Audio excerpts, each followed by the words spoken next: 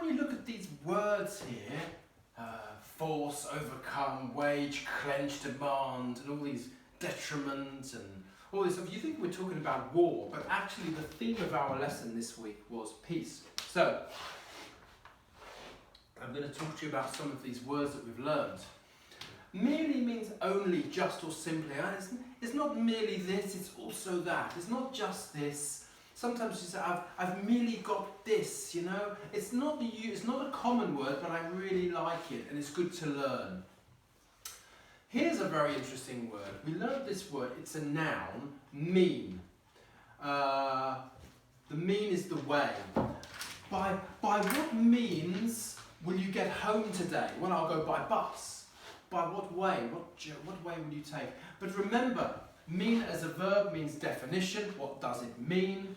Mean also means nasty. You are mean as an adjective. And of course, I had to add this in. The mean of 3, 5 and 1 is 3. The average of these numbers is 3. So we have to be careful with these homonyms. Words that look the same, they sound the same, but they have different meanings. Force is power and strength. And another word for this is might. The mighty Thor, the mighty Hulk, strong superheroes. Remember, it's also a modal verb, so be careful. So it's a noun. You can add a y at the end, make it mighty, make it into an adjective. Mightily as an adverb, be careful of all this stuff. But it's also a standard modal verb as well. Be careful. To overcome something means to beat it, to win, to defeat. Basically, to succeed in a very difficult situation. To sweat means to perspire. When you're running, all the water comes down. To wage, we usually use this word with war, but what I really liked was George Clooney's, where he gave this quote. Can I borrow your piece of paper a second? He said, basically, to wage war means to undertake war, to do it, to execute it, to start war. But I really like what he said. He said, like war, peace must be waged. That's it. So what I did here, guys, anytime you see the word it, replace it with the word peace. That's what I took out. That was the word I took out every time. So the word peace was in this text about 15 times today. I love that George Clooney quote. To clench, to grip, to squeeze, to make your fist really tight. And Mahatma Gandhi said you cannot shake hands with a clenched fist. It just doesn't work. You need to open your hand. To demand something means to order it, to command. Obligate, maybe, but order and command. Now, if you're an au pair and you're watching this video, the kids are always demanding more TV, more food, more peanut butter sandwiches, more crisps, chocolate, and video games. Sake, this is a word we don't use very much. It actually means benefit. And this is the expression, this is the only expression I've ever heard. For God's sake. It's blasphemous if you're in the presence of anyone who's religious. Don't say it. And it's very common. It just means, oh, I'm really angry. Help me out here, you know. To represent. Oh, sorry. Hang on a second. Oh, I've missed this word.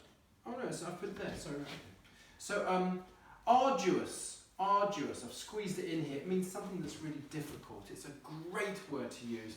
It's a word you can swap. If something's hard, oh, that was arduous. If something's difficult, you could swap it for arduous. Remember to try and use these new words. Instead of saying, that was a hard lesson, say, it was an arduous lesson. Try it. Try changing your vocabulary.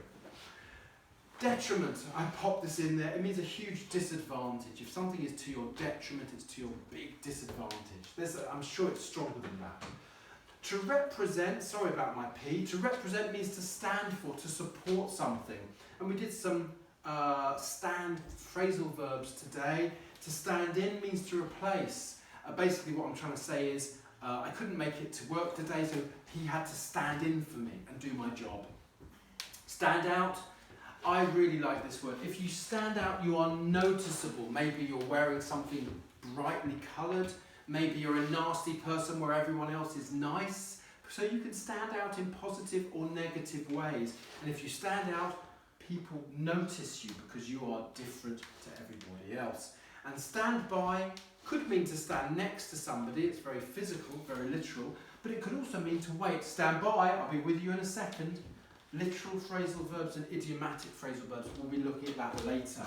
Over here, I was doing some, yeah, thank you, come on in. I was doing some expressions around peace. To smoke a peace pipe, this is something that still happens in Native America. You have the village, you have the tents, you have a conflict, and then they come around and they actually smoke a pipe, they talk their conflict through, they smoke a pipe, and they resolve their problems. And I don't know if it's got tobacco in or hashish, I really don't know, but they smoke a peace pipe.